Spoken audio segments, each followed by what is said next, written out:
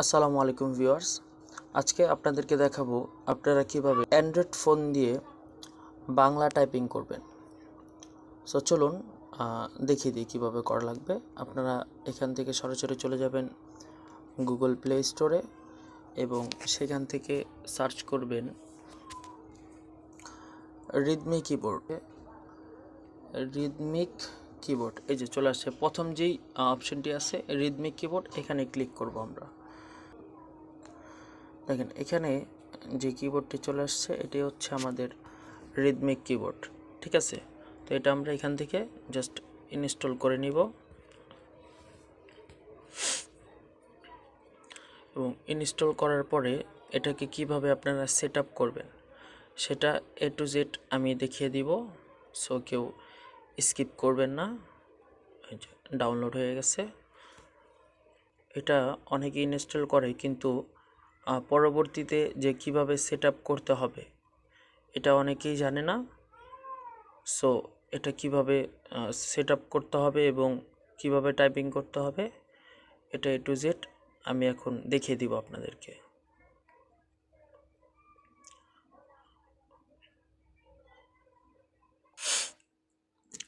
Install হয়ে গেছে। হয়ে যাওয়ার পরে আমরা এখান থেকে এটা কেটে আমরা সরাসরি চলে যাব রিদমিক কিবোর্ড অ্যাপসের মধ্যে এবং এখানে যাওয়ার পরে ঠিক এমন একটি অপশন চলে আসবে। এখান থেকে আমরা সেট আপ শুরু করুন এখানে ক্লিক করব। ক্লিক করার পরে এই যে সেটিং, এই যে অপশনটি, ঠিক আছে, সেটিং অন করুন, এখানে ক্লিক করবেন। ক্লিক করার পরে দেন এখান থেকে আপনারা রিদমিক কিবোর্ডটা ওকে করে দিবেন, ঠিক আছে। এই যে ওকে করে দেওয়ার পরে আমাদের প্রথম ধাপটি শেষ, ঠিক আছে। তারপরে দ্বিতীয় ধাপে চলে আসছে।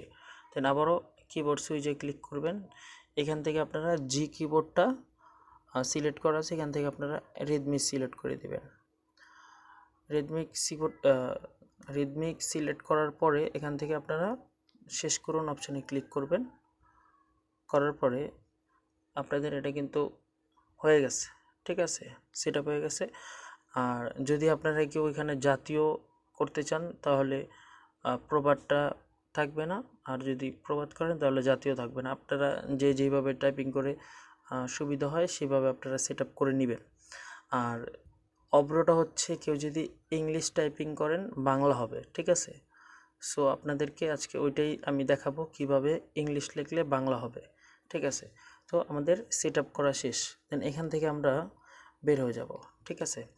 বের হয়ে আমরা আপনাদেরকে দেখাই যে কিভাবে আপনারা, যেমন এখানে সার্চ বারে আমরা ক্লিক করলাম, দেখেন আমাদের কিবোর্ডটা কিন্তু রিদমিক কিবোর্ড কিন্তু সেট আপ হয়ে গেছে, ঠিক আছে। এখান থেকে যে অব্র আছে স্লাইড করলে প্রবাদ হয়ে যাবে, আবার স্লাইড করলে কিন্তু ইংলিশ, এই যে ইংলিশ লেখা হচ্ছে।